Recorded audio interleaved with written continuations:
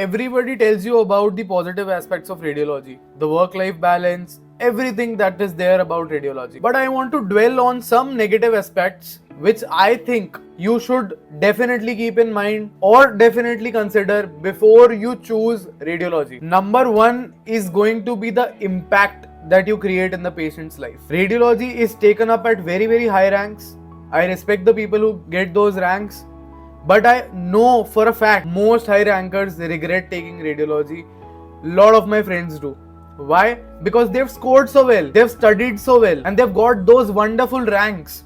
But now the impact that's there in the patient's life that they're able to create, the clinical thing they always like, the mental stimulation they always liked, is not there in their life. So you should keep it very, very thoroughly in your mind that these things will stop happening in your life. The patient will most likely not consider you a doctor who is helping them get over their illness. And this is the feeling that you wanted in yourself since you had begun, doing your MBBS. You loved this feeling. Second is the work environment. It's a very sedentary kind of lifestyle, and once you are done with your PG, it's a very isolated one. You don't usually have teams, and if you're doing a private practice, it's a very isolated kind of a thing. Third is the dependence on technology. There are rapid changes in technology, and radiology as a branch is heavily reliant on constantly evolving technologies. This requires the radiologists to continually update their knowledge, their skills, which can be both, time consuming and stressful if you're not passionate about keeping up with tech advancement. A lot of people take up radiology because they just want to get rid of the doctory part. But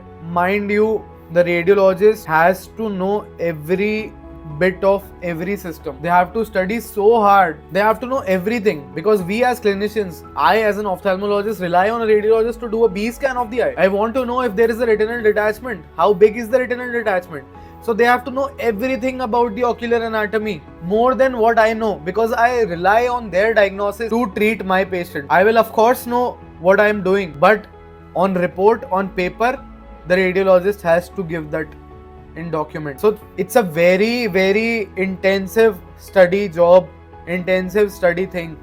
If you're not, at par with the knowledge, nobody will send you for scans, because I as an ophthalmologist require the best, and everybody as a practicing clinician requires the best of reports, as detailed as possible. So if you're not studying, it's not going to happen. So radiology jitna bahar se easy branch lagta hai, it's as tough as it gets.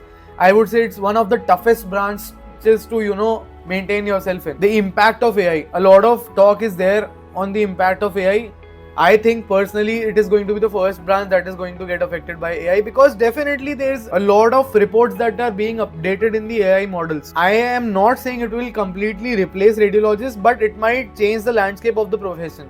Potentially, reducing the demand of radiologists in certain areas or altering the nature of their work. A radiologist who is doing 10 MRIs a day might, with the help of AI, be able to do 50 MRIs a day, right? And with that, he will consume 5 radiologists ka job. So the market and the competition and the saturation is going to increase, especially in the geographic locations where you want to work. This can limit the opportunities, and the training path is intense here. If you want to subsequently go into fellowships and take intervention radiology as a branch, then the seats are limited, the competition is very high, and radiologists are one of the most learned and read people. So it's tough to compete amongst the best, because it's the best people who get radiology. So I highly respect that it gets to those numbers, but you will definitely miss the procedural aspect of the job, because it is not procedure heavy. With other specialties like surgery, ortho, maybe ophthal also to an extent, or ENT or whatever.